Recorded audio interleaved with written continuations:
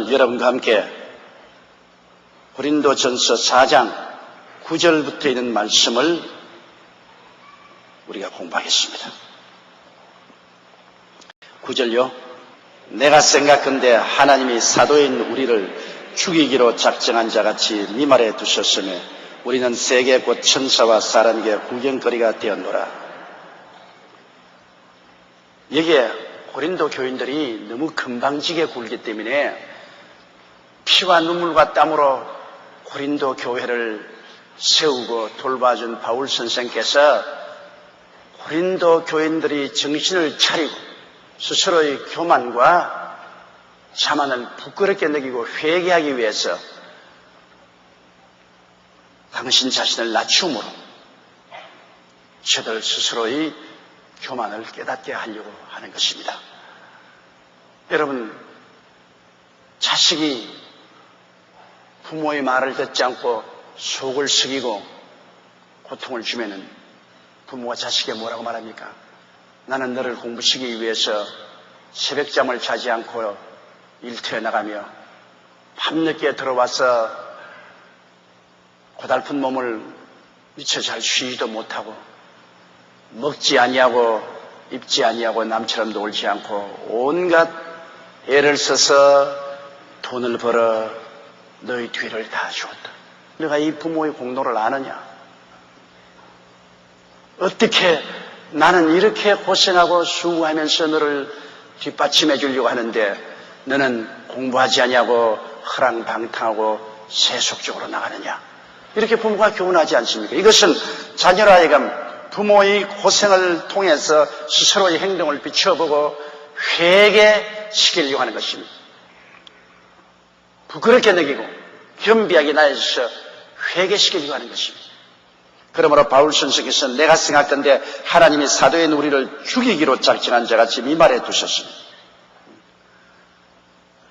교회는 사도가 제일 높은 직분인데도 불구하고 하나님은 사도인 바울 선생과 그 이외에 바울의 수행자들을 아예 죽이기로 작정한 자같이 많은 고통에 노출시킵니다.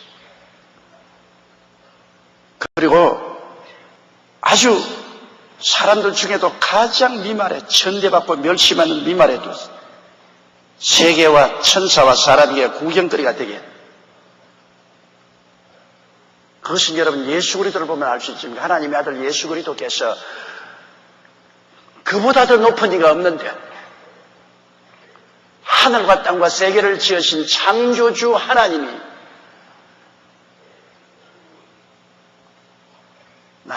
나사렛의 비천한 가정 마리아의 몸을 통해서 핏덩어리로 태어납니다. 여러분, 만왕의 왕 만주의 주가 조그마한 어린아이 핏덩어리로 태어났다는 걸 생각해 보십시오. 그렇기 때문에 이사야가 그를 보고 우리의 전한 것을 누가 믿었느냐? 야훼의 팔이 누구에 나타나냐? 그럼 감히 놀랐습니다. 그 사실을 전파하면 누가 믿겠느냐 이것입니다. 그러나 그는 기묘자여 모사여 전능하신 하나님이여 영존하신 아버지여 평강의 왕이시라고 누가 믿어주겠느냐? 그러나 예수님께서 하나님의 아들이시면서 사람으로 낮아졌으며 가장 비천한 미말해 주었습니다. 주님은 죄인의 친구요 세리와 창기들의 벗이었습니다. 가장 미말해 줬습니다. 풍찬 노숙을 하고 고생을 하고 나중에는 십자가에 가장 흉악한 죄수들과 함께 못이 박혀 온갖 수욕을 당하면서 죽으셨다. 감히 상상을 할 수 없지 않습니까? 그렇게 해서 그 주님의 공로를 통해서 우리 인생들을 구원하기 위한 것입니다. 우리 얼마나 공짜 열차 탔습니까? 우리는 예수를 믿음으로 말미암아 조금도 고생하지 않고 사망에서 생명으로 옮기고 지옥에서 천당으로 옮겨졌으니 이거 형언할 수 없지 않습니까? 그 예수님께서 우리 보고 말하십니다. 내 너를 위하여 몸버려 피 흘려 십자가 고난당해서 죽었구만 너 날 위해서 무엇하느냐 하면 우리 부끄럽죠. 예수님의 십자가에 우리 자신을 비춰보면 우리 자신이 부끄러워지지 않습니까? 우리가 회개하게 되죠. 저는 성찬식 때마다 마음이 형언할 수 없는 회개가 들어오는 것을 느낍니다. 성찬식에 자꾸 눈물이 나서 큰일 났어요.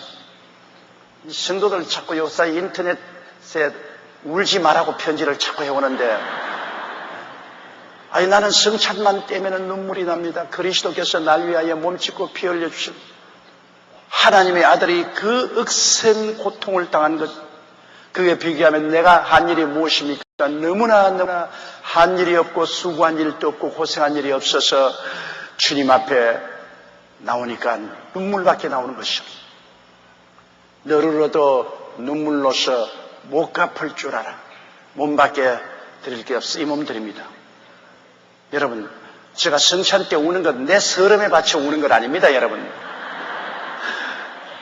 초상집에 가서 슬피 우는 사람 보면은 죽은 사람 위해서 우는 것보다 자기 서름에 복 바치어서 그 기회를 이용해서 우는 사람이 많이 있어요. 저는 성찬 때 내 서름에 복 바쳐 우는 것은 아닙니다. 예수 그리스도의 고난당하신 그 크신 은혜에 너무 감사해서 주님 위해서 한 일이 너무 없어. 우리 주 예수 그리스도를 위해서 무슨 공로를 세운 일이 없어. 너무 안타까워 우는 것이죠. 그러면 그리스도의 이 고난이 있어야 우리를 구원하시거든요. 그리스도의 그 고난 없이 우리가 구원받지 못하지 않아요. 그리스도의 고난을 통해서 대가를 지불하고 우리를 갖추고 살죠. 그러면 사도들은 예수 그리스도의 복음을 받아서 우리에게 전달할 때 그들이 그 억센 고난을 통해서 우리에게 복음이 전달되는 것이지 평안하게 복음이 전달되지 않잖아요. 남에게 은혜를 끼치려면 내가 고생을 해야죠. 맛있는 음식을 만드는 주부가 부엌에서 고생을 얼마나 합니까? 음식을 조리하는 거 쉬운 일이 아니죠. 그 고생을 하니까 나중에 가족들이 전부 다 밥상에 둘러앉아 아주 맛있게 음식을 먹지 않습니까? 편안하게 그 음식이 만들어졌습니까? 아닙니다. 주부가 부엌에서 고생을 했기 때문에 맛있는 음식을 먹죠. 주의 종이 목회를 잘하면 어떻게 하면 잘합니까? 그런 인터넷 질문이 요사이 많이 옵니다. 지방에 있는 목사님들이 어떻게 해야 큰 교회를 세우고 많은 성도들을 돌볼 수가 있습니까? 아주 간단합니다. 죽도록 고생해라. 성도들을 위해서 눈물을 흘리고 기도를 하고 성도들의 문제를 가슴에 끌어안고 안타까워 느끼고 하나님께 부르짖고 그렇게 하면은 하나님께서 일용할 양식도 주시고 레마를 주시고 성령의 은혜를 주시고 돌볼 수 있지.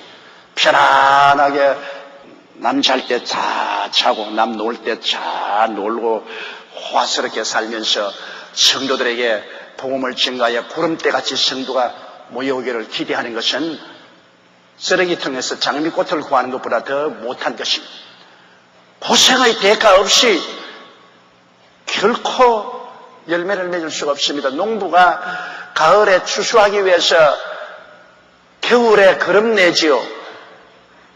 그리고 봄부터 나가서 갈고 씨 뿌리고 여름 내내 벌레 잡고 병충해 돌고 물 떼주고 허리가 휘어지도록 고생을 합니다. 햇빛에 온 얼굴은 아주 새카맣게 끓어지고 손톱을 깎을 여가가 없어요. 흙을 만진다고 닳아가지고 자연적으로 없어졌는데 뭐 깎을 필요가 있어요. 그 결과로 가을에 추수를 하는 겁니다. 그냥 봄부터 가을까지 늦잠 자고 편안하게 세월을 즐기면서 좋은 추수를 거둘 수는 없죠. 고진감래입니다. 모든 것이 고생과 수고 없이 얻어지지 않죠. 이처럼 여러분 복음을 전가하는 사도들은 복음을 전가하는 건 그 당시에는 여러분 교통이 어렵지 않습니까? 배를 타고 가야 되고 그것도 돛담배를 타고 가니 풍랑에 언제 빠질지 모르고 그리고 먼 길을 걸어 다니니 강도의 위험이 있지요. 하천의 위험이 있지요. 배고프지요. 춥지요. 헐벗지요. 그리고 복음 전가하다가 또 관원들에게 잡혀서 신문당하지요. 얻어 터지지요. 또 감옥에 들어가지요. 온갖 그 고생 끝에 그리스도의 복음을 전하니까 듣는 사람은 앉아서 가만히 듣잖아요. 앉아서 그냥 복음을 받아들이고 그들은 예수 그리스도의 은혜를 받아들이지 않습니다. 구원을 받죠. 이러므로 복음을 전달해주는 사도들은 하나님께서 죽이기로 작정한 같이 미말해 두셨으며 우리는 세계꽃 천사와 쌀 앞에 구경거리가 돼. 이런 고생 끝에 그리스도의 복음이 전파되는 것입니다. 절대로 쉬운 일이 아닙니다. 셀 리더가 된다고 하더라도 편안하게 셀 리더가 됩니까? 셀 리더가 되면은 자기 셀들을 위해서 늘 기도하고 전화해줘야 되고 신방해줘야 되고 격려해야 되고 또한 새로운 사람 셀로 이끌어드려야 되고 하려면은 상당한 시간과 노력이 필요합니다. 여간한 헌신과 충성 아니고는 셀 리더가 못 돼요. 그만한 노력과 헌신을 하면서도 속상한 일이 얼마나 많습니까? 셀원들이 불순종하고 혹은 게을러지고 타락하기도 하고 그리고 흉보기도 하고 반항도 하고 속상하단 말입니다. 그러한 고통이 있어야 영혼을 돌보고 영혼을 살릴 수 있거든. 그렇기 때문에 하나님께서 일하는 소에게 망을 씌우지 말라는 것은 이렇게 수고하고 일하는 사람에게 하나님은 복을 주시겠다는 겁니다. 왜? 고생하는 사람에게 하나님이 복을 주고 힘을 주지 않냐면 일 못하지 않아요. 그리고 또 그렇게 고생을 한 사람에게 하나님께서 하늘에서 반드시 상을 주시는 겁니다. 오늘 인터넷에 내게 질문이 왔는데 이 세상에서 살면서 다른 사람보다 더 많이 신령해지면 하늘에 가면 어떻게 됩니까? 말할 필요 없죠. 이 세상에 주님의 일을 위해서 더 많이 말씀과 성령으로 수고해서 신령해진 사람은 하늘에 가서 영광이 다르거든. 해의 영광이 다르고 달의 영광이 다르고 별의 영광이 다르고 별과 별의 영광이 다른 것처럼 그 영성에 따라서 아버지께서 우리에게 주는 부활의 형체와 광채가 다른 것입니다. 확연하게 하늘나라에 올라가면 광채가 달라요. 영광이 다른 것입니다. 영광이 다르면 하나님의 은혜를 누리는 그 높이와 깊이도 달라지는 것입니다. 10절요. 우리는 그리스도의 연고로 미련하되 너희는 그리스도 안에서 지혜롭고 우리는 약하되 너희는 강하고 너희는 존귀하되 우리는 비천하여. 이제 바울 선생께서 좀 화가 났어요. 고린도 교인들이 금방지게 굴고 자랑하고 이제 바울은 사도도 아니다. 우리는 바울 같은 사람 소용없다.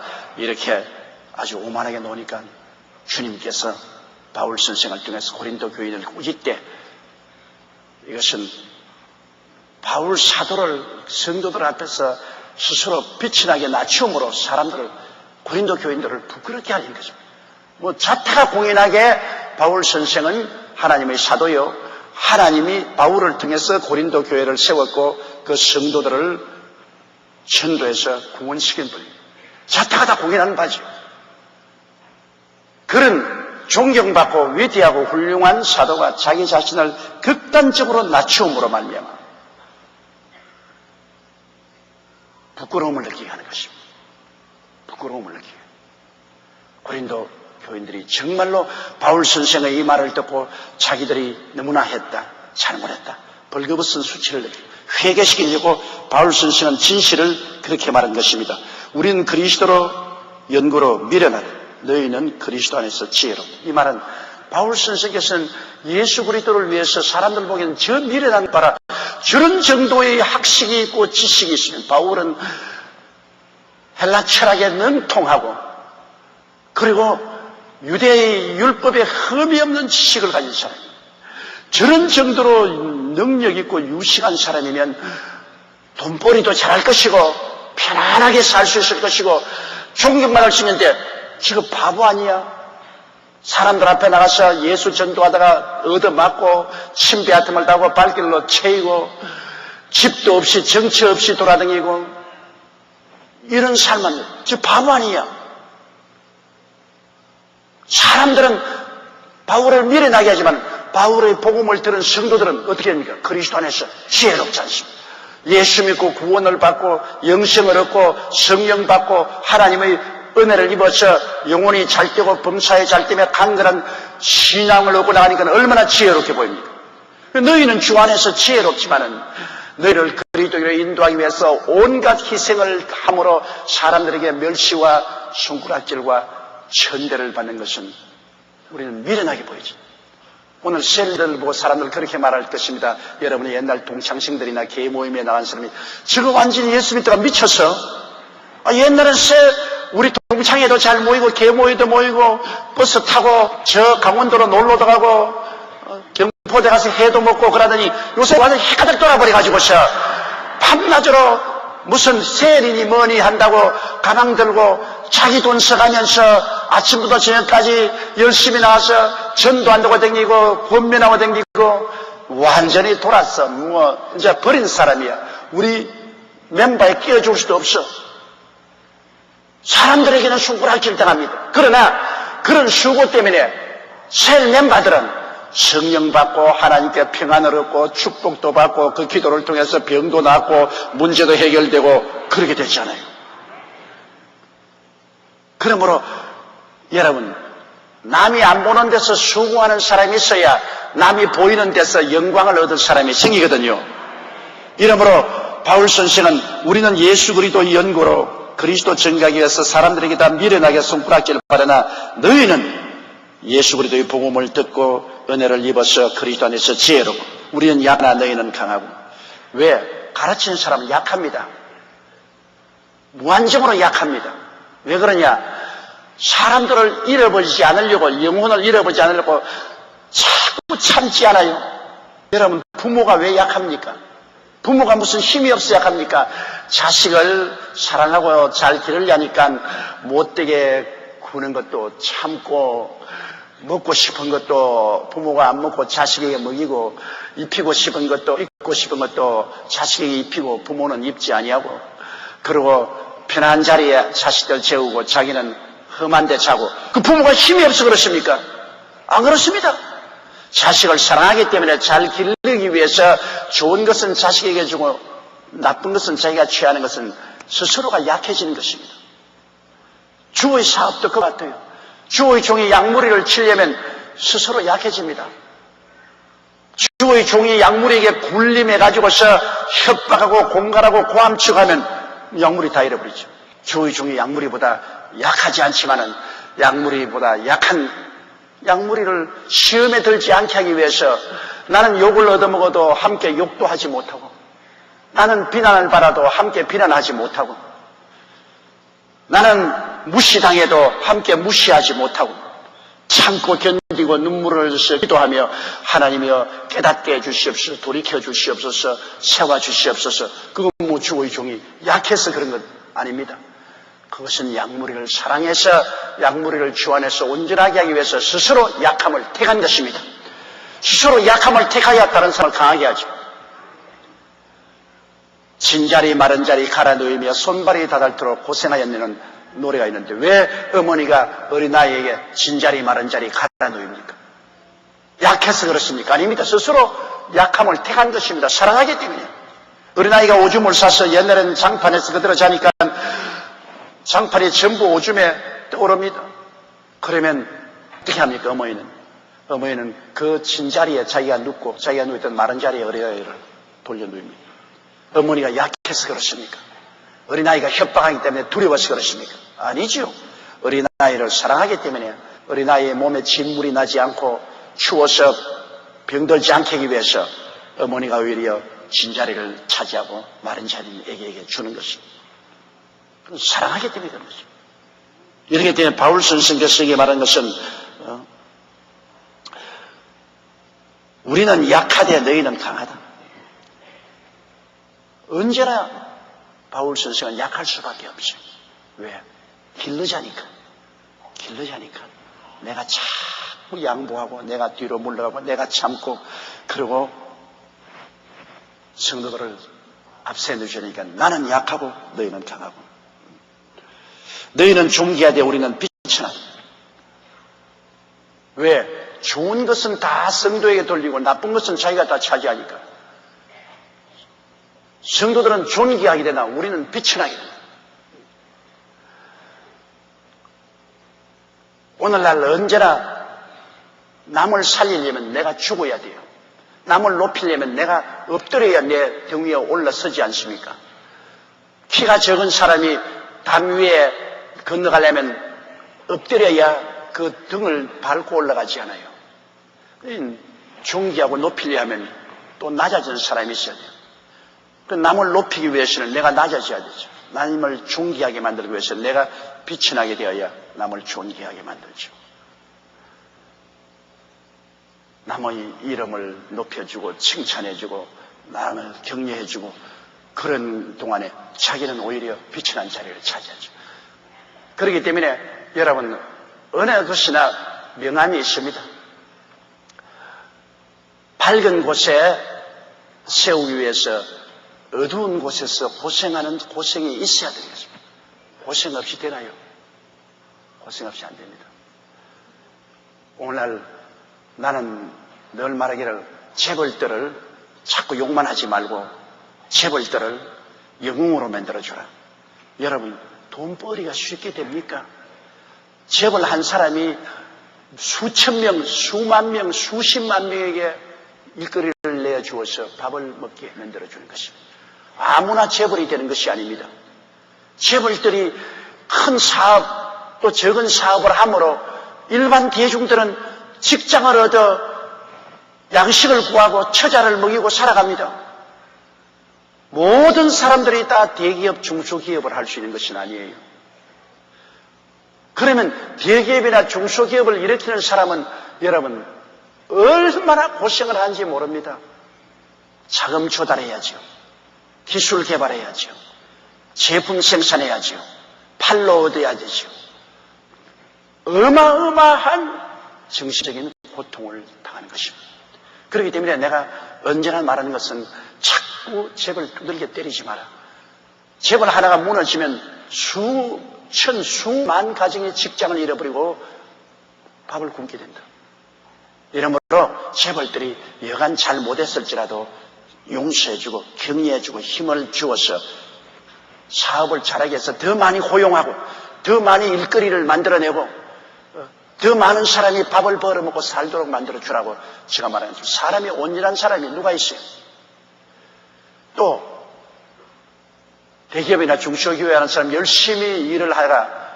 남의 좋은 일만 하려고 합니까? 자기가 열심히 일했으니까 남보다 좋은 자동차도 타고 싶고 남처럼 좋은 옷도 입고 싶고 남보다 더 좋은 집도 짓고 뭐 빌라도 지어서 살고 싶고 그런 목적이 있으므로 열심히 일을 하니까 그걸 왜 탓합니까? 그걸 가지고서 욕을 하고 그냥 두드리게 하면 이 사람들이 일할 이유를 잃어버립니다. 남의 좋은 일 하려고 일한 사람 없지 않아요. 잘 살아보려고 일을 하지. 그러니까 자기도 열매를 거두고 많은 사람이 잘 살아야죠. 그런데 재벌이 되고 돈을 벌기 위해서는 남이 안 보는 데서 굉장한 고생을 해야 재벌이 되는 겁니다. 그까지 올라올 때는 지금은 사람들 보기에는 아주 좋은 차 타고 큰 사무실에 앉아있고 사람들이 다 곱싱거리 같지만 그거를 이렇게 세울 때는 죽기 아니면 살기로 피와 눈물과 땀을 흘려야 됩니다. 교회를 말해서 안 됐지만은 많은 사람이 저에게 손가락질 한 사람 많습니다. 내가 알고 있어요. 저보고 온갖 욕을 다 하고 있는 것 없는 말 다 하고 그리고 지각게 큰 교회 한다고 큰 소리 하고 어쩌고 했는데 지각게 큰 교회 왜 자기는 못 합니까?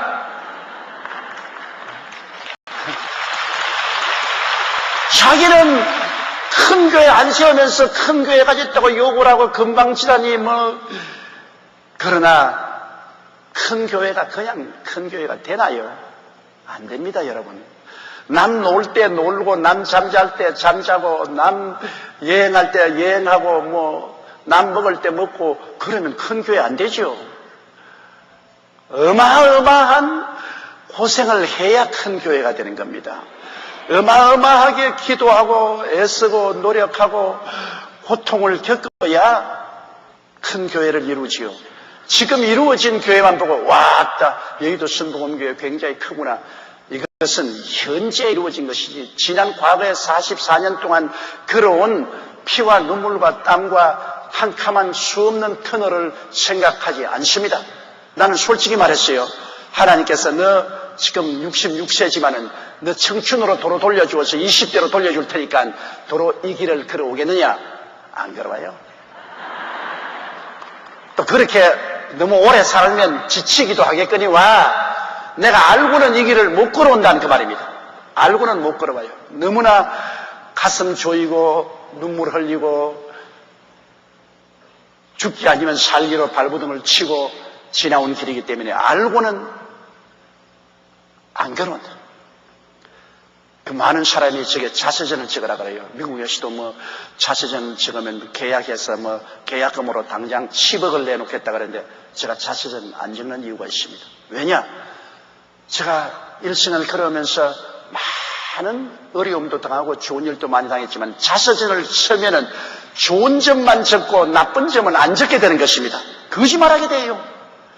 자서전이라는 것은 자기 살아온 일생을 기록하는데 자기 살아있는 동안의 일생을 언제나 미화하지 자기의 솔직한 실패와 낭패와 좌절과 절망과 나쁜 점은 기록 안 하려고 한단 말이에요. 거짓말을 하게 돼요.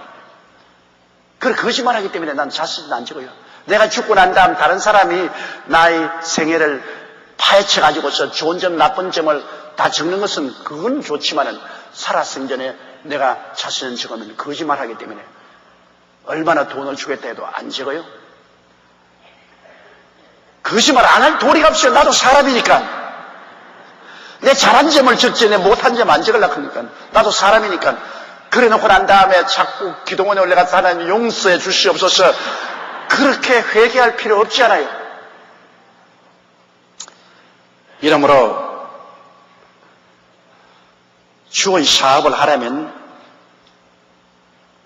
비천한 삶을 살아야 존귀한 사업이 이루어지는 것입니다. 그건 세상 중소기업도 그렇고 주님의 사업도 그렇고 무엇인지 그렇게 해야 됩니다. 한 가정을 이루는 것도 가장이 식구들에게는 밥 먹여도 자기는 굶을 때 많고 식구들은 자리 피워도 자기는 모집일 때 많고 식구들에게는 용돈 주어가면서도 자기는 고개고개해서 용돈 100개 쓰고 그렇게 해야 가족들이죠.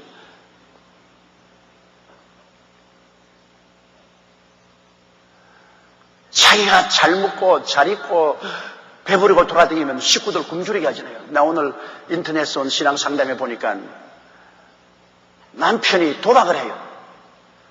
나가서 도박을 해가지고서 있는 돈 다 때려놓고 집도 다 잡혀서 저당 잡히게 하고 자기는 땡기면서 도박도 하고 술도 먹고 담배도 피우고 세상 나면서 가족은 헐벗고 굶주리고 아주 어렵게 되었어요. 내게 신앙 상담에 나는 어떻게 해야 됩니까? 부인이 편지를 왔는데 땅팔 노릇이요. 땅팔 노릇이요. 나는 어떻게 합니까? 그대로 내버려두면 굶어 죽는 거예요. 여러분 어떻게 하면 좋겠습니까? 어떻게 대답할까요? 나 그런 편지에 대답해달라고 하는데 내가 그냥 인터넷 대화창을 열어놓고 후회가 돼요. 후회가 돼요. 대답을 할 수가 없어.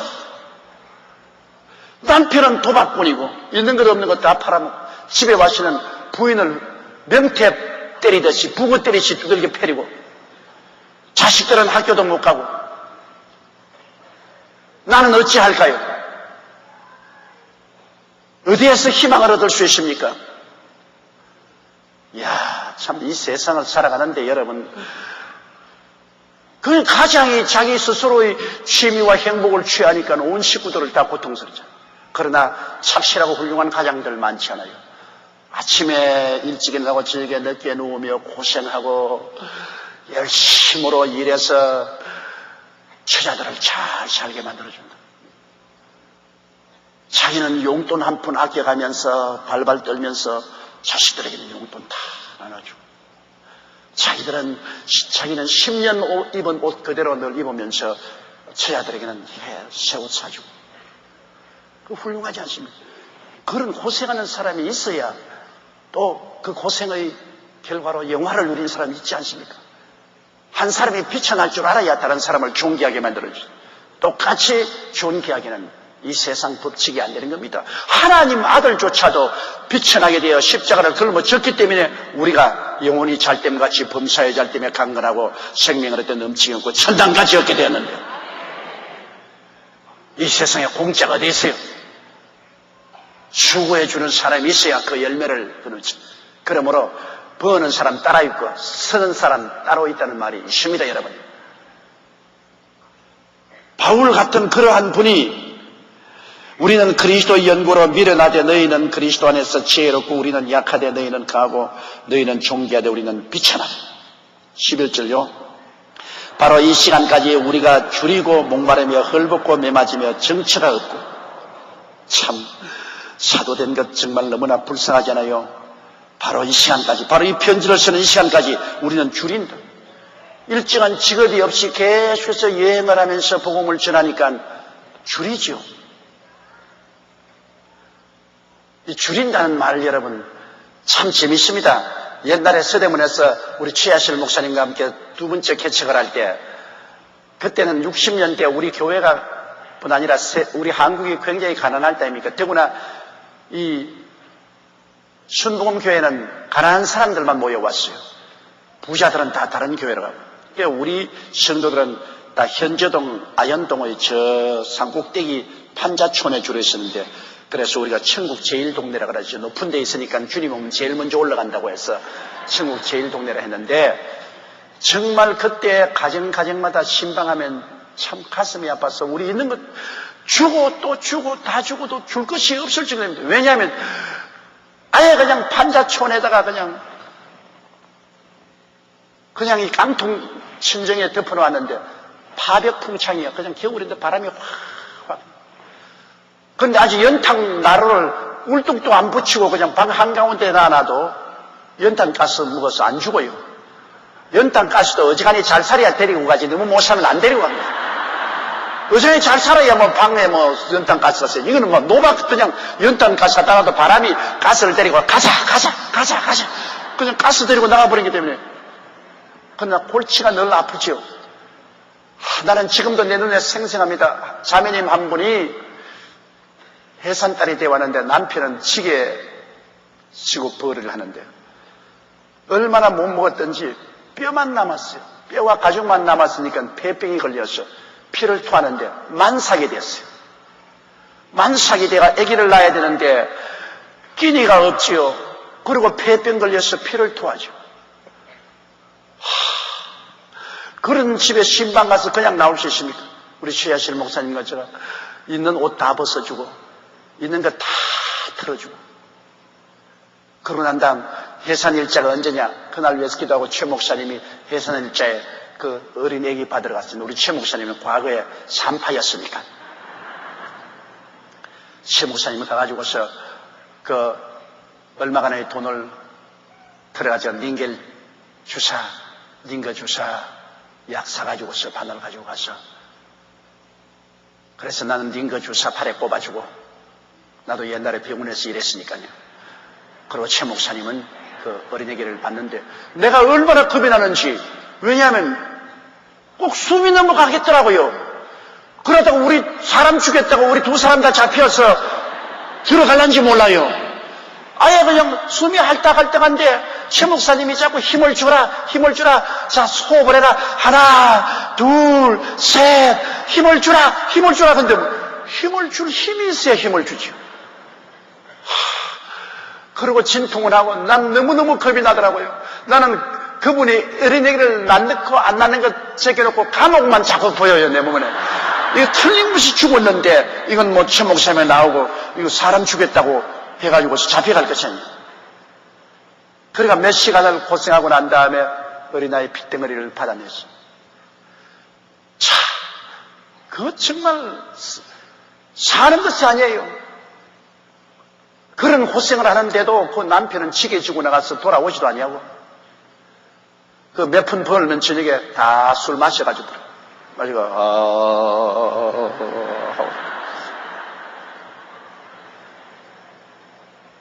그런 것이 대다수의 우리 교인들이기 때문에 어느 곳에 가도 뭘 밥 한 끼 내놓은 사람 없어요. 아침밥 먹고 나가서 아침 9시면 신방하면 밤 10시나 11시에 돌아오는데요. 둘이가 내려오면은 그때는 이런 조그마한 술에다가 차를 파는 사람들이 많아요. 따끈한 차를 팔아요. 그래 찬물을 얼마나 많이 마셨던지 나중에 집에 돌아오면 뱃속에서 출렁출렁 뱃속에서 출렁 소리가 나요. 그래서 저는 몸이 원래 허약했기 때문에 그러므로 너무 지쳐서 견딜 수가 없어서 최 목사님하고 많이 싸웠습니다. 최 목사님이 또 신방 가자 하면 날 죽여요. 아예 죽여버리라고. 그러면 최 목사님은 날 보고 이 약물이가 조 목사 약물이지 내 약물이야? 내가 무엇 때문에 애를 쓰냐? 조 목사 목회 성공시키려고 내가 애를 쓰는 것이지 왜 날 보고 성을 내? 그러면 또 그 말이 맞아요. 그럼 또 내가 할 수 없이 또 성경책 들고 또 나가요. 그러니까 별 도리 없이 줄이죠. 참 많이 굶었습니다.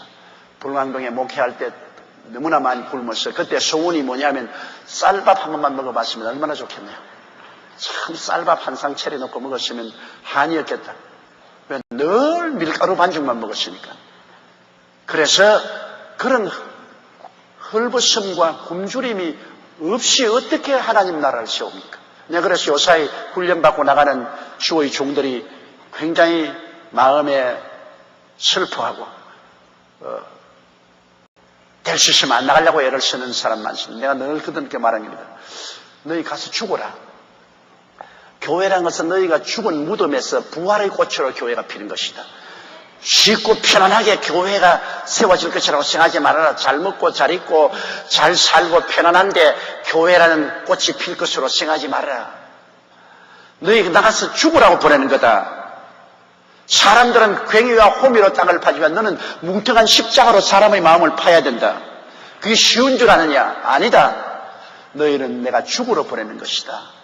너희는 가서 죽으면 너희의 시체 위에서 교회라는 아름다운 부활의 열매가 맺어지는 것이다. 제가 말은 그렇게 보내면서도 마음이 안 됐어요. 왜냐? 옛날이나 오늘이나 교회를 세운다는 것은 주의 종의 희생의 터전 위에 세워지는 것이지 평안하고 안일한 생활 속에서 교회는 세워지지 아니하고 또 주의 종이라는 것은 혹독한 시련과 고통을 겪어야 입에서 복음이 나와요. 편안한 게 무슨 복음이 나와요? 여러분 역사를 통해서 보면 위대한 음악가도 많이 굶고 헐벗은 사람이 위대한 작곡가가 됐어요. 베토벤이나 쇼팽이나 다 굶어 죽었습니다. 그런데 훌륭한 음악이 되죠. 훌륭한 시인들도 여러분 배가 고파 굶주린 사람의 입에서 훌륭한 시가 나왔습니다. 일본의 유명한 민속 시인인 이시가와타 고쿠라는 사람 굶어서 폐병 걸려 죽었어요. 그런 슬픔과 고통 속에서 훌륭한 복음 말씀 시가 나와요. 문학 작품도 나와요. 왜 그러냐? 여러분 포도 주는 아름다운 색깔의 향기가 나고 달지 않아요. 그냥 납니까? 포도를 밟아서 터뜨려야 돼요. 감람류는요, 성전에 불을 켜는 감람류는 감람나무를 찧어야 돼요. 찧어야 그 기름이 나와요. 그러면 주의 종이 사람들에게 향기로운 포도주와 같은 말씀을 전가하고 감람류와 같은 기름을 켜자면 터져야 되고 찧어져야 되는데 안 그러고 되어요. 하나님 말씀은 창세기부터 계시록까지 다 있지만은 이 말씀을 보는 눈이 달라요. 평신도가 보는 눈이 다르고 주의 종이 보는 눈이 달라요. 그 다른 눈을 어디서 얻습니까? 왜냐? 깨어질 대로 깨어져야 눈이 열리는 겁니다. 그래야 주의 종이 교회에 나오는 아주 비천한 사람의 친구도 되고, 굶주린 사람의 친구도 되고, 가난한 사람의 친구도 되고, 병든 사람의 친구도 되고. 왜? 그 사정을 아니까. 나도 저런 환경에서 일어났으니까 이렇게 힘을 주고 용기를 줄 수 있어야 되겠다. 그러한 그 사람이죠. 고생 안 해본 사람이 다른 사람 고생한 것을 어떻게 알아요? 고생해본 사람이 다른 사람이 고생을 하니까 도와줄 수 있죠. 그에 대한 말씀을 전할 수 있죠. 자기가 그 말씀을 자꾸 체험했기 때문에 담대하게 그 말씀을 전할지요.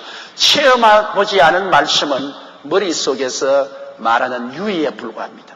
그러나 눈물과 피와 땀으로 체험한 말씀은 가슴 속에서 우러나오는 확신이 되는 것입니다. 확신 있게 말할 수 있는 것은 자기가 그 말씀을 체험했기 때문에 그 말씀은 거짓이 없다는 것을 확실히 알 수 있잖아요. 이러므로 바울 선생은 그 당신의 목회 경험을 여기 솔직히 말한 것입니다. 바로 이 시간까지 우리가 줄이고 마르고 헐벗었다. 그리고 복음을 전가하다가 잡혀가서 매맞고 어느 자리에 살지 못하고 정처가 없고 12절요. 또 수고하여 친히 손으로 일을 하며 후욕을 당한 적 축복하고 핍박을 당한 적 참고 수고하여 친히 손으로 일을 하며 바울 선생은 그 당시에 월급을 줄 데가 없었습니다. 월급을 줄 데가 없으니까 수고해서 자기가 끊임없이 천막을 만들어요. 가는 곳마다 시간만 있으면 천막을 만들어요. 천막 만들어서 팔아서 거기에 유익을 얻어서 자기도 먹고 자기 따라다니는 사람들도 예비도 되고 했어요. 그러니 바울 선생은 손이 뭉뜩했어요. 천막 만든다고. 천막 깊다가 그 바늘에 손도 찔리고 피도 나고 천막 만드는 사람이었어요. 그래서 그는 스스로 일을 하고 후욕을 당한 적, 바울 선생과 욕하는 사람 많지 않아요. 왠지 일하는 사람은 욕을 얻어먹어요. 일 안 하고 가만히 있으면 절대 욕하는 사람 없어요. 일을 하면은 욕을 얻어먹게 돼 있고 시기와 질투의 대상이 돼요. 후욕을 하면 그러면 오히려 축복을 해줘. 같이 욕을 하면 은혜가 다 떠나가 버리니까 안 되지 않아요. 여러분 주의 복음 전할 때요 싸움을 하거나 욕을 하면 그때는 괜찮기 싶은데 나중에 복음 전가하려고 쓰면은 성령이 다 떠나버려가지고서 말씀을 전할 수가 없어요. 그 마귀가 언제든지 주의 종은 말씀을 전하기 전에 싸움을 하게 만드는 것입니다. 옛날에 제가 불광동에서 목회할 때 참 그걸 체험했는데요. 꼭 강단에 올라가기 전에 우리 최하실 목사님과 싸우는 것입니다. 그 희한해요. 꼭 싸울 일이 생겨요. 강단 올라가기 전에 그냥 한바탕 와장창 싸우고 난 다음에 그 다음에 강단에 올라가면 성령의 기름이 다 떠나가버려요. 성령의 기름이 떠나서 가마 감동이 안 되니까 말씀을 전가할 때 그냥 죽을 고생을 하고 하나님의 성령의 감동이 없어 말씀이 뱃속에서 넘쳐나야 되는데 머릿속에서 이렇게 나오니까 목에서 쇠소리가 나오고 고통스럽습니다. 그래서 제발 강단 올라가기 전에 안 싸우려고 결심을 해도 또 싸우게 되고 또 싸우게 되고 나중에는 정견되지 못해서 제가 강단에 올라가기 전에 무릎을 꿇어서 예수 이름과 그 보혈로 명하노니 강단에 올라갈 때마다 싸우러 오는 원수마귀야 물러갈지어다. 내가 예수 이름으로 너를 묶으느니 물러가라. 강하게 대결하고 마귀와 싸워서 그 보혈을 주장을 하니까 차차차 그걸 싸울 기회가 없어지고 그 다음 성령의 기름 부으심이 오니까 말씀의 능력도 있고 하나님의 영광도 나타나고 교인들이 수가 날로 늘어가는 그런 역사입니다. 그러므로 다투고 싸우고 미워하면 성령의 기름 부으면 다 떠나요. 이렇기 때문에 목회하는 데는 마귀가 언제나 부인에게 들어가서 주일날 남편하고 싸우게 만듭니다. 주일날 꼭 싸우게 만들고 수요일날 말씀 증거하기 전에 꼭 남편하고 싸우게 만듭니다. 그 마귀가 그렇게 해요. 그러면 싸우고 나면은 그 다음에는 절단강산이죠. 그 다음에는 막 성령 기름이 떠나고 많이 곧. 그러므로 후욕을 당하면 축복을 하고 해야 되는데 그게 여러분 쉽습니까? 바울 선생은 되는데 우리는 잘 안 돼요. 남에게 욕을 얻어먹으면 그냥 참고 있으면 좋겠는데 못 참거든. 근데 바울 선생은 여기 말하기를 후욕을 당한 적 축복하고 핍박을 당하면 참는다. 핍박을 당한다고 같이 그냥 싸우지 않고 참는다. 그 예수 믿는 사람은 여러분 어느 면에서 거룩한 바보가 돼야 돼요. 진짜 바보가 되면 안 되죠. 그러나 거룩한 바보가 돼요. 예를 들어 말하면 보세요. 오른뺨을 치면 왼뺨을 돌라대며 겉옷을 달라면 속까지 주며 오리를 가자면 심리를 가며 구원한 자에게 주고 꾸고는 자에게 거절하지 마라. 바보가 아니면 그런 짓 못해요. 한데 오른뺨 갈겼는데 왼뺨도 또 때리세요. 분이 나지요. 때리세요. 겉옷 달라. 속옷도 가져갔어요. 오리를 가자. 심리까지 가지요. 구하는 자에게 주며 꾸고자 하는 이에게 거절하지 마. 그대로 사는 것은 바보입니다. 바보. 똑똑한 사람이 왜 그렇게 살아요? 오른뺨 치면 나도 한 대 갈겨야지. 겉옷을 달라는데 왜 속옷까지 줘요? 겉옷도 안 주고 내가 빼앗어야지. 오리를 가졌는데 심리를 왜 가요? 내 오리 가면 됐지. 구하는 것마다 다 주면 나는 거지 되라고? 꾸고자 하는 게 다 꾸고 난 다음 나는 빈털털이 돼요. 그러면 어떻게 이렇게 삽니까? 사소한 일들에 관해서는 거룩한 바보가 되라 그 말인데 우리가 바보가 안 돼서 너무 똑똑해서 문제가 생기는 겁니다. 부부간의 싸움도 한쪽만 바보가 되면 싸움을 안 하게 되지요. 남편이 까다롭게 굴 때 부인이 막 나는 바보다. 근데 그 바보 되게 쉽습니까? 나는 어느 한 가정을 봤는데요. 남편이 굉장히 싸나워요. 잔소리가 많이 하고 굉장히 싸나운데 그 남편이 나중에 내게 신앙 상담 와서 내가 그런 얘기 합니다. 목사님 내 성질이 사납지 않아요. 나 장가는 정말 잘 갔어요. 왜 우리 집 사람이요. 내가 어떤 까다로운 말을 하고 입술로 폭행을 가해도 변명을 안 합니다. 분명히 내가 잘못한 걸 내가 알고 있으면서도 변명 안 하고 눈물만 뚝뚝 흘립니다. 눈물만 뚝뚝 흘려요.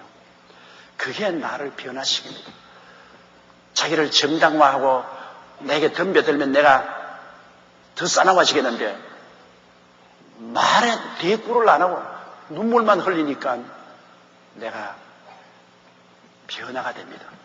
그런데 어느 때 기회가 있어서 그 부인에게 물어봤습니다. 아니, 남편이 말하기를 싸움만 하면 눈물만 흘린다고요. 바보 아닙니까? 그러니까 나보고 하는 말이 목사님 싸워본들 무슨 이익이 있습니까?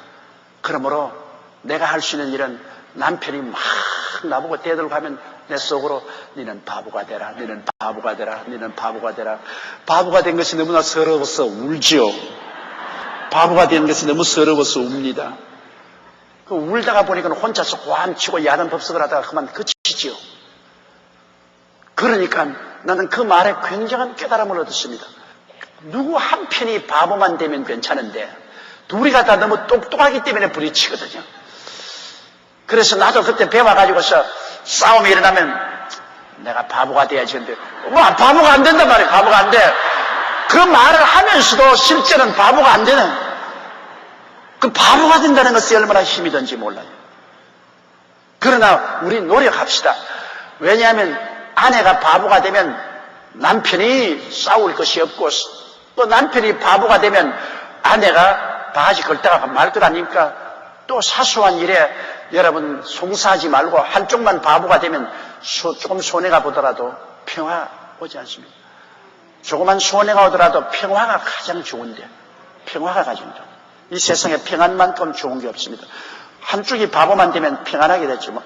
큰 일에 대해서 바보가 되는 거 아닙니다. 중대한 일은 똑똑하게 사리를 살펴야지. 그러나 이 세상 일이 큰 중대한 일은 별로 많지 않고 주로 다 사소한 일입니다.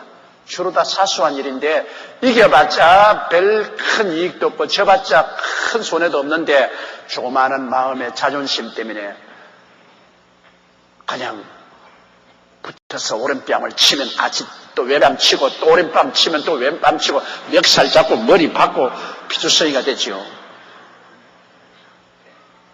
그러나 거룩한 바보가 되면 평안하지 않아요. 한번 따라 말씀하세요. 거룩한 바보가 되자. 왜 내가 거룩하다는 말을 붙이냐면 진짜 바보가 돼서 바보가 아닌 게 아니라 번연히 알면서도 스스로를 제어해서 하나님 영광을 위해서 바보가 되니까 거룩한 바보죠. 거룩한 바보가 되면 하나님께서 축복을 해주시죠. 따라 말씀하세요. 거룩한 바보가 되자. 거룩한 바보가 되자. 옆에 있는 사람에게 당신은 거룩한 바보입니다. 그렇게 한번 말씀해 보세요. 이제 그렇게 말씀했으니까 오늘부터 이제 거룩한 바보가 돼야 되죠. 속으로는 똑똑해도 우리의 삶에는 그 누구가 거룩한 바보가 되어야 송사가 끝이는 것입니다. 그 바울 선생께서 얘기하시는 말씀은 이건 거룩한 바보입니다. 수고하여 친히 손으로 일을 하며 후욕을 당한 적 축복을 하고 핍박을 당한 적 참고 13절요. 비방을 당한 적 권면하니 우리가 지금까지 세상의 더러운 것과 만물의 찢기같이 되었다. 남이 비방하면 오히려 습득을 해주고 변명을 해주고 세상의 더러운 것과 만물의 찢기같이 되었으니 바보 아닙니까? 세상에 온갖 더러운 것과 세상에 찢기 같은 인생이 되었다. 그럼 바울 선생께서 자기를 볼 때 완전히 자기는 교회와 성도를 위해서 자기를 버렸. 세상에 찢기가 되고 세상에서 더러운 것이 되고 바보요. 이 말대로 하면 사도 바울 선생은 완전히 바보요. 그러나 그 사람이 실제로 바보입니까? 바울 선생은 당대 헬라 철학에 능통하고 율법에 흠도 점도 없는 천재였었습니다. 굉장한 능력자였습니다. 그가 사도가 아니라 일반 사람이 되어도 굉장한 성공한 사람이 되었습니다. 그럼에도 불구하고 그는 자기를 버려서 세상에 더러운 것과 찢기가 됐습니다. 비방을 당하면 권면하고 부욕을 당하면 축복하고 핍박을 당하면 참고 바보 아닙니까? 그러나 바울 선생은 그런 거룩한 바보가 있었기 때문에 오늘날 후라파 문명과 세계 문명이 그 위에 서게 된 것입니다. 바울의 전한 그리스도의 복음 때문에 온 세계가 오늘날 이렇게 문명이 발달되어서 잘 살게 된 것입니다. 그리고 천국 가게 됐어요. 예수하면 가정에 시집 가서 남편과 시아버지, 시어머니, 온 가족을 주교로 인도한 우리 성도들이 많은데요. 그들의 이야기를 들어보면 정말 고추, 당추 맵다 마라 시집살이 더 맵더라고. 어마어마한 고생을 해 시집살이 하면서 그리스도의 복음을 위해서 참는 거예요. 예수만 안 믿으면 참지 않을 것인데 온갖 시어머니의 박대와 구박도 예수님 때문에 참아요. 남편이 포악하게 대하는 것도 예수님 때문에 참고 가족들이 온갖 못된 짓을 다 해도 예수님 때문에 참고 온 집안에 바보가 되고 더러운 것이 되고 찢기가 되고 그러면서도 눈물을 흘려 기도하고 부르짖고 기도해서 한 사람 한 사람 주께로 인도해내서 남편을 구원하고 시부모를 구원하고 시누이 시동생들을 구원하고 온 가족을 그리스도의 백성으로 만든 그런 이야기가 너무나 많아요. 우리 한국 현실에서는. 그러면 그 가정 중에 한 사람이 거룩한 바보가 안 되었으면 여러분 절대로 온 가족을 구원하지 못하죠. 한 사람이 바보가 되었기 때문에 많은 사람이 다 똑똑하게 되었어요. 예수 안에서 구원받았으니 얼마나 똑똑합니까? 그 누군가 바보가 되어야 돼요. 어떠한 사람이 내게 와서 그런 말을 하더라고요. 조 목사님 44년 목회하면서 불광동 서대문 여의도에 교회를 하면서 그 많은 사람이 모이면서 다른 교회는 끊임없이 갈라지는데 500만 되면 갈라지고 1000명만 되면 갈라지고 교회가 자꾸 분열이 되는데 어떻게 이 교회가 분열이 안 되고 지금까지 이렇게 왔습니까? 그래서 내가 한 말이 있습니다. 주의 종이 교회를 이끌어 나가려면 자기가 할 말 다 하고 자기 권리 주장할 대로 다 권리 주장하고 자기 고집대로 다 하고 싶으면 하면 교회는 깨야죠. 바보가 돼야 돼요. 주의 중이 바보가 돼야 돼요. 자기 권리 다 양도하고, 자기 주장도 다 양도하고, 자기 고집도 깨뜨리고, 모든 것을 인원합니다.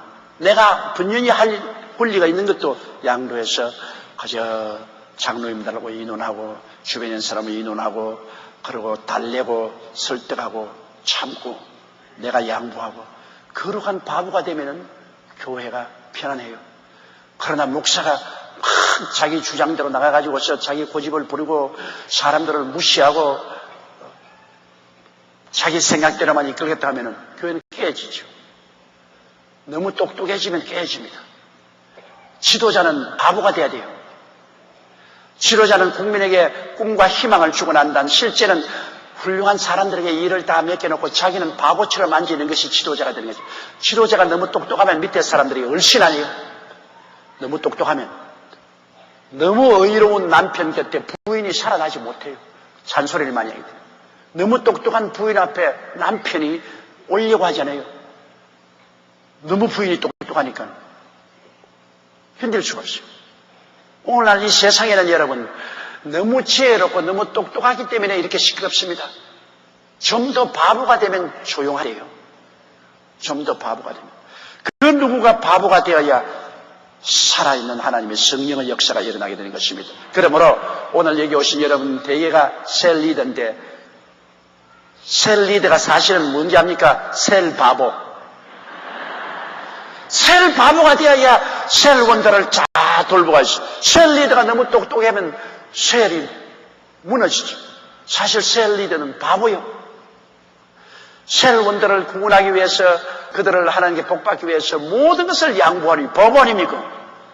내가 셀 리더에게 월급 받습니까? 그들이 내게 뭐 옷을 해줍니까? 신발을 사줍니까? 뭘 해줍니까?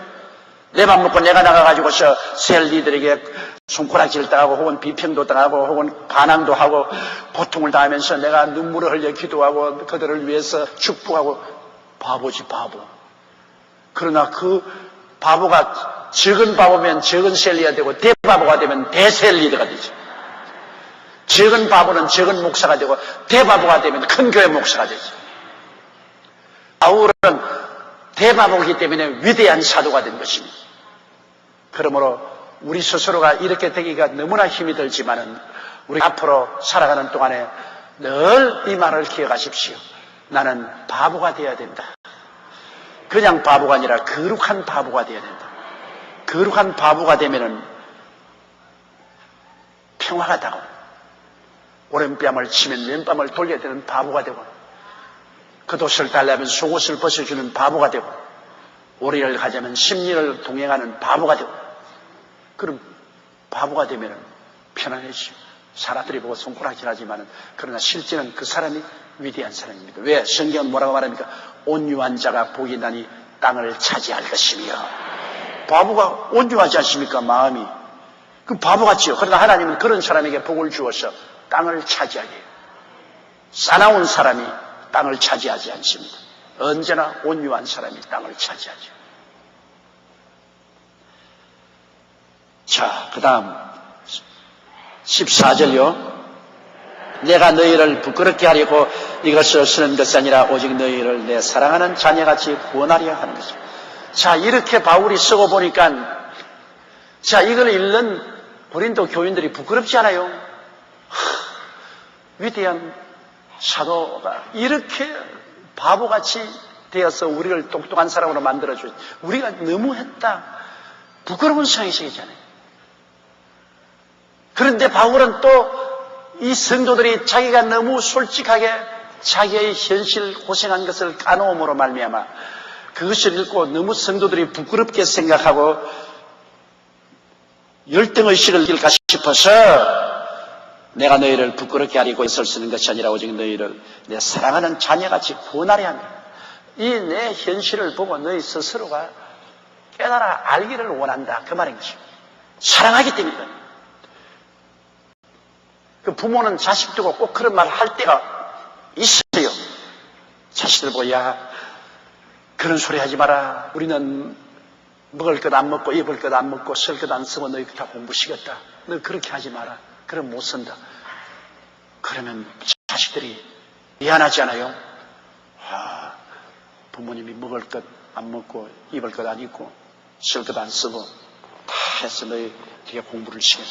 우리가 편안하게 공부했으니까 부끄럽다. 그러나 부모가 그 말하는 것은 자식 미워서 하는 말입니다.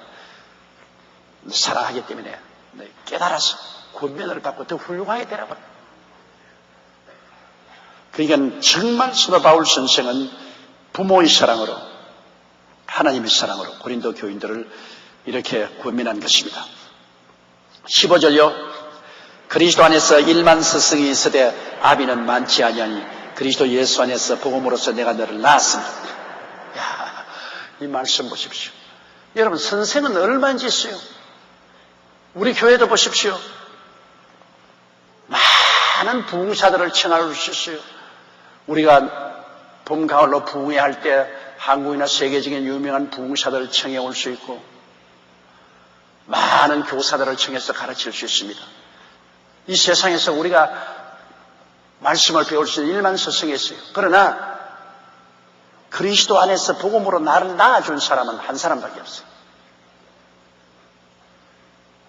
저는 여의도 순복음교회 여기 한 교회 44년간 목회하기 때문에 대다수의 우리 교인들이 내가 예수 그리스도의 복음을 전도해서 그 복음을 믿고 구원을 받고 거듭나고 성령 받고 은혜 받아서 집사, 권사 혹은 안수입사 장로까지 돼서 실제로는 영적으로 내가 그리스도 안에서 낳은 사람들입니다.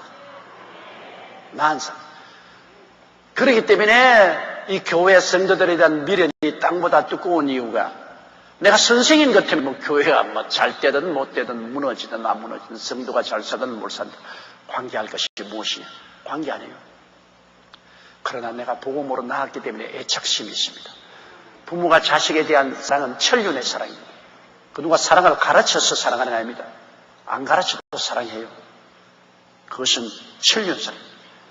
목회자가 자기가 교회를 개척해서 그 한 교회를 44년간 섬기고 있으면 그 교회 성도들에 대한 애착감이 굉장히 많습니다. 왜 그러냐?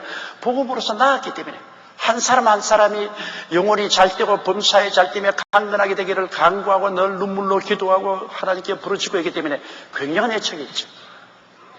교회 평균 목사님들이 3년이나 5년에 한 번씩 교회를 가는데 그러면 그 교회에 대한 애착이 없어요. 3년이면 내 떠나간다. 5년이면 내가 그러면 월급쟁이가 됐어.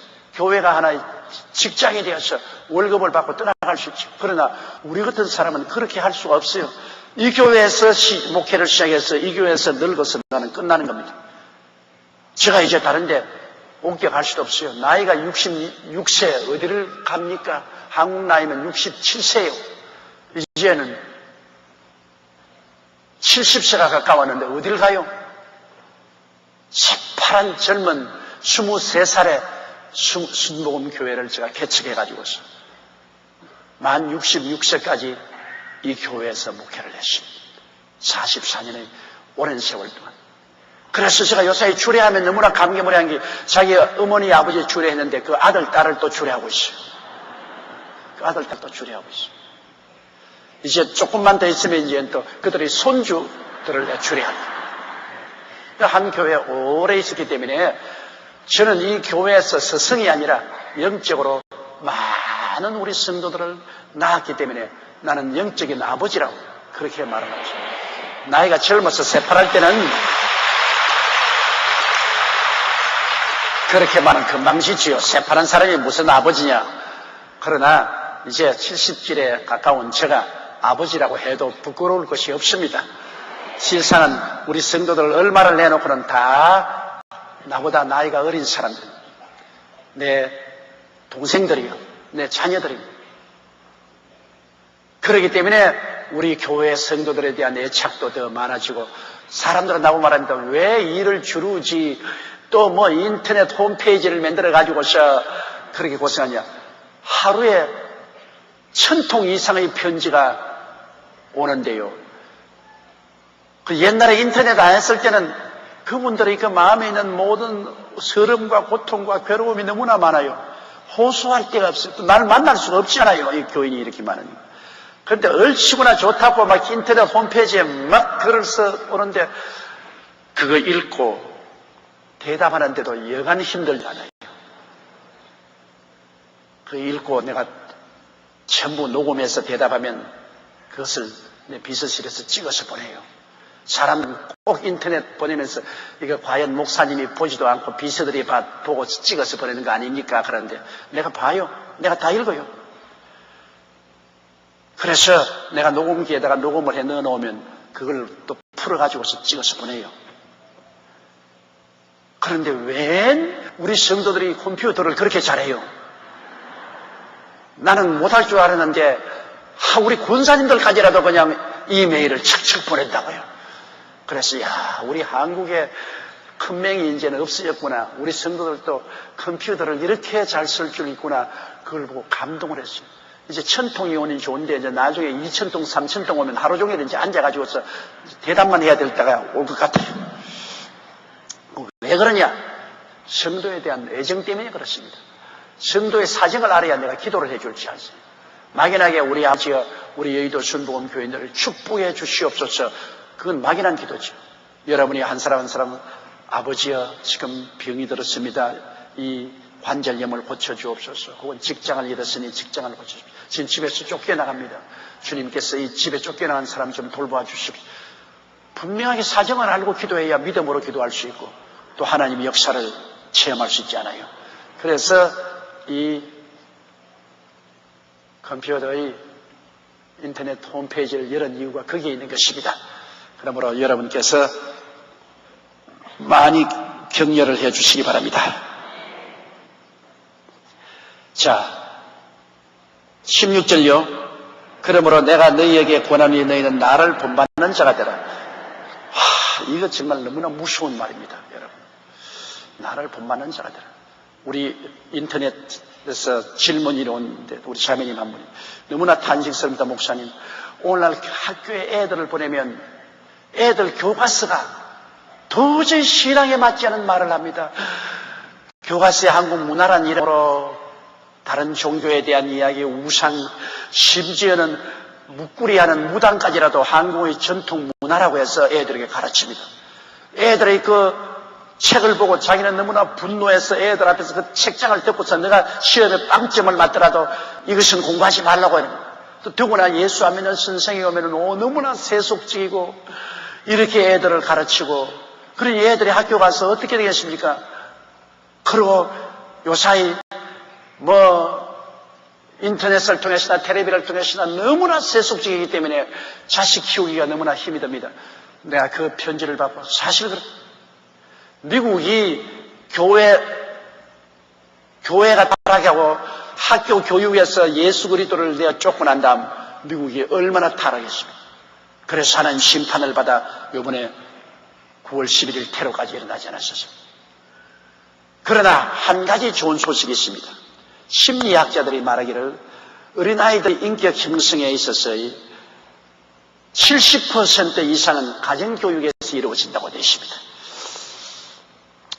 학교 가서 인격적 변화를 받는 것은 교육받는 것은 30%밖에 안 돼요.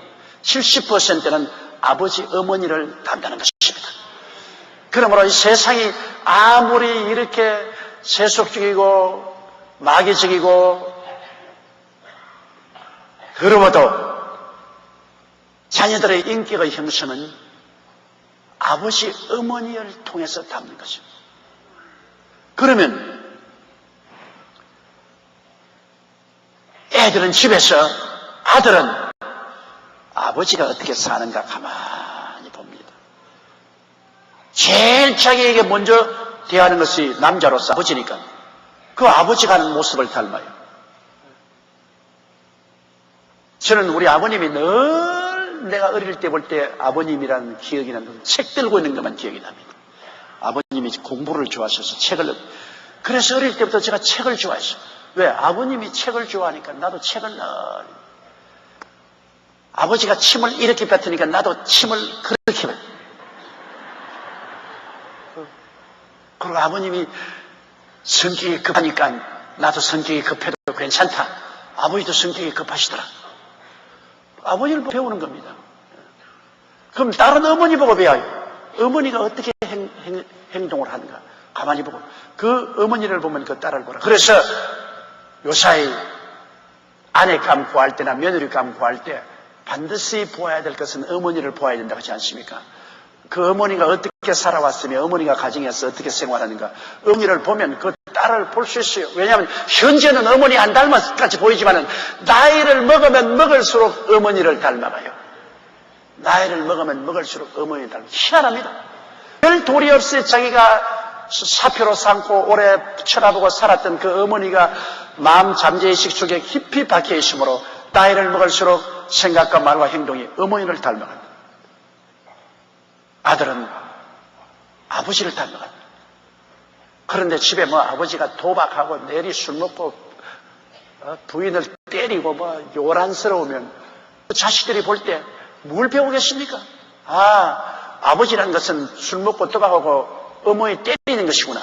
그럼 지도 나중에 크면 우리 아버지도 그러는데 나도 그런다. 그렇게 된 것입니다. 교육이라는 것이 여러분 얼마나 무섭습니까? 그러므로 자식은 부모를 따르는 거예요. 그리고 또 학교 가면 선생을 따르는 거죠. 선생을 옛날에 우리 어릴 때는 학교 가면 선생이 제일인 줄 알았어요. 학교 가기 전에는 부모님이 제일인 줄 알았다가 나중에 학교 가보니까 야 우리 선생님이 제일이다. 그 선생님이 모든 것을 다 아는 줄 알고 또 선생님을 따라가 사표를 따라가죠. 그 다음에 나중에 크면은 자기가 우상으로 섬기는 사회적인 지도자를 본보려고 애를 많이 쓰죠. 그러므로 남의 사표가 된다는 것은 굉장히 힘이 들죠. 부모가 된다는 건 굉장히 힘듭니다, 여러분. 자식을 낳아서 그저 몸만 길러주는 것이 부모가 아닙니다. 자식들에게 생활의 표본이 되어준다는 것이 얼마나 중요합니까? 굉장히 중요하죠. 그러므로 바울 선생은 그러므로 내가 너희에게 권한 있는 나를 본받는 자가 되는 얼마나 바울 선생이 철저히 그리스도를 따라갔기 때문에 담대하게 나를 본받는 자가 되라. 그리스도를 본받는 너희들은 나를 본받는 자가 되라. 그렇게 자기를 모델로 내었지. 나는 겁이 나서 그 말 못해요. 난 여러분 날 본받으라고 말 못해요. 나는 여러분 보고 나를 본받으시오. 그런 말 못해요. 허물이 너무나 많은 사람이기 때문에. 제가 오직 바라는 것은 예수를 본받는 사람이 되십시오. 나도 바울 선생처럼 이렇게 말 좀 해봤으면 좋겠어요. 여러분 나를 본받는 자가 되라. 그러나 나는 그렇게 못해요. 솔직한 말로 두려워서 그렇게 말 못해요. 왜? 나도 나를 본받지 못할 정도로 허물투성인 인생인데 옛날에는 제법 본받을 사람이 된 줄 알았는데 나이를 먹을수록 너무나 내 평생 살아온 길을 돌아보니 걸음마다 자국마다 죄뿐입니다. 서리고 아픈 마음 가눌 길 없어 골고다 어느 길을 찾아놓은 그게 저희 신앙 고백입니다. 예수님 밖에는 쳐다볼 데가 없어요. 그러므로 우리는 예수 그리스도와 사도 바울은 본받을 수 있습니다. 그렇지만은 자기가 원턴 안턴 사람들은 본을 땁니다. 원턴 안턴 우리 교인들이 우리 본을 따요. 어떤 사람이 날로 하는 말이 여의도 순복음교회 성도는 기도할 때마다 쉬쉬쉬 한다고. 왜 그래요? 조 목사님이 경상도 사람이라 S바람이 굉장히 강해가지고 그렇습니다. 저렇습니다. 나는 안 그럴 것 같은데 그 사람이 그렇게 말하잖아요. 그것도 내가 어디서 보면 텔레비 방송에서 그렇게 말을 하더라고. 사람을 본받는 이야기를 하면서 여의도 순복음교회 장로님이나 성도들이 기도할 때 보면 조 목사를 닮아가지고서 쉽니다. 그렇습니다. 저렇습니다. 그렇게 말해요. 어찌 그냥 화가 난지 막 그냥 기업하고 있어요. 나는 안 그럴 것 같은데 나를 그렇다고 하는데 그럼 우리 성도들도 기도할 때 그렇게 기도한다고 그래요. 원튼 원치 않든 그 교회 목사의 기도 방법을 성도들이 따르고 설교 방법도 따르고 신앙생활을 따르는 것이죠. 우리 교회 성도들이 기도를 많이 한다고 모두 다 부러워하는데 그것은 제가 기도를 하려고 애를 많이 쓰기 때문에 무언중의 성도들이 저를 따라오는 것이죠. 셀 리더를 따라요. 셀 리더가 정말 헌신적이고 충성스럽고 주님을 잘 섬기면 셀원들이 셀 리더를 보고서 따라가요. 와, 우리 셀 리더가 이런. 우리도 그렇게 믿어야 되겠다. 사람들은 언제나 리더를 따라갑니다. 그러니까 어떻게든지 리더된 사람은 책임이 굉장히 많아요. 성경에는 장님이 장님을 따르면 모두 다 도랑에 빠진다 그랬습니다. 이러므로 지도자가 올바른 모범을 보여야 사람들이 그를 다 따라가는 것이기 때문에 지도자가 되는 스승된 자가 심판을 크게 받는다고 야고보서에 말했습니다. 많은 사람에게 사표가 돼야 되니까 잘못하면 굉장히 큰 심판을 받게 되죠. 그러므로 선생된 자가 더 많은 마음에 조심을 하고 모험이 되어야 되는 것입니다. 17절요. 이를 인하여 내가 주 안에서 내 사랑하고 신실한 아들 디모데를 너에게 보내었노니 저가 너희로 하여금 그리스도 예수 안에서 나의 형사 곧 내가 각처 각 교회에서 가르치는 것을 생각나게 하시라. 아주 그냥 고린도 교인들이 못되게 굴고 있어서 그들을 바울 선생은 편지를 통해서 낱낱이 드러내고 부끄럽게 하고 난 다음 그 다음에는 내가 아직까지 시간이 안 되어서 도저히 고린도를 방문하지 못할 테니까 내 신실한 제자요 영적인 아들인 디모데를 보낸다. 내 제자 디모데가 가서 내가 올 동안에 너희 교회를 맡아서 목회하고 내가 뭘 하고 있는지 내 개인과 형편에 대해서 너에게 잘 알려주겠다.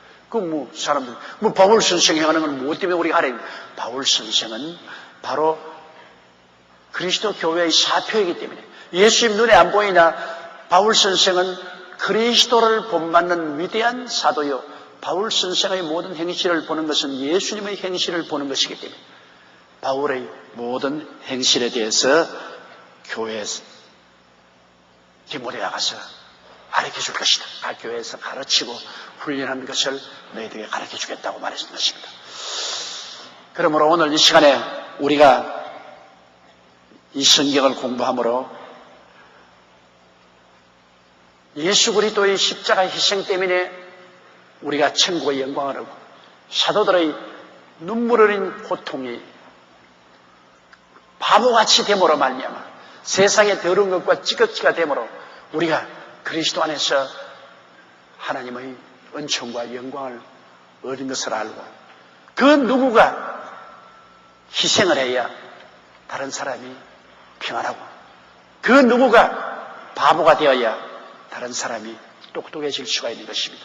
이러므로 여러분 우리들은 다 우리 개인적으로 가정에서 그리고 우리가 속한 사회나 교회에서 평화를 만드는 사람이 되기 위해서는 모두 다 이 모습을 닮아서 거룩한 바보가 되기를 주의 이름으로 축원합니다.